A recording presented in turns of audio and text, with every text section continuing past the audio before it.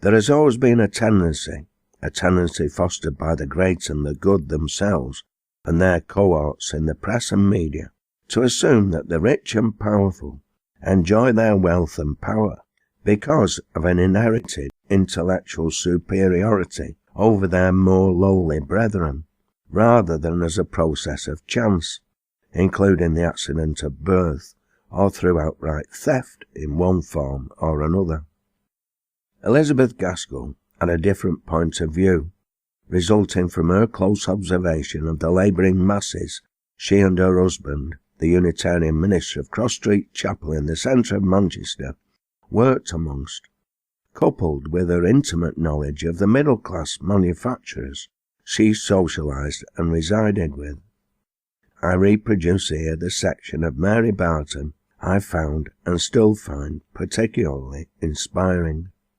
There is a class of men in Manchester, unknown even to many of the inhabitants, and whose existence will probably be doubted by many, who yet may claim kindred with all the noble names that science recognises. I said in Manchester, but they are scattered all over the manufacturing districts of Lancashire. In the neighbourhood of Oldham, there are weavers, common handloom weavers, who throw the shuttle with unceasing sound, though Newton's Principia lies open on the loom, to be snatched at in work hours, but revelled over in meal times or at night. Mathematical problems are received with interest and studied with absorbing attention by many a broad-spoken, common-looking factory hand.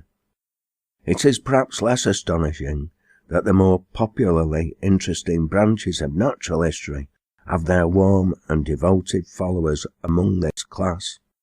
There are botanists among them, equally familiar with either the Linnaean or the natural system, who know the name and habitat of every plant within a day's walk from their dwellings, who steal the holiday of a day or two when any particular plant should be in flower, and tying up their simple food in their pocket handkerchiefs, set off with single purpose to fetch home the humble-looking weed. There are entomologists who may be seen with a rude-looking net, ready to catch any winged insect or a kind of dredge, with which they rake the green and slimy pools. Practical, shrewd, hard-working men, who pore over every new specimen with real scientific delight. Nor is it the common and more obvious divisions of entomology and botany that alone attract these earnest seekers after knowledge. Perhaps it may be owing to the great annual town holiday of Whitsun Week, so often falling in May or June, that the two great beautiful families of Ephemeridae and Phryganidae have been so much and so closely studied by Manchester workmen, while they have in a great measure escaped general observation.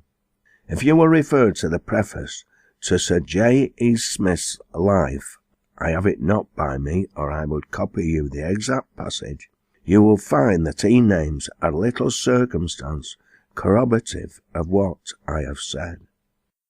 Although Elizabeth Gaskell didn't mention it in this passage, because in those days it was the norm and therefore not worth commenting on, what made her observations even more remarkable is the fact that these self-same working people, for they consisted of both men and women, were tied to their looms and spinning mules, their steam hammers and lathes, 12 and sometimes 14 hours a day, 6 days a week.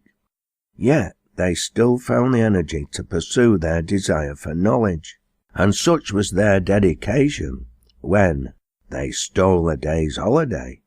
As Elizabeth Gaskell puts it, they were in fact risking their job and therefore their livelihood.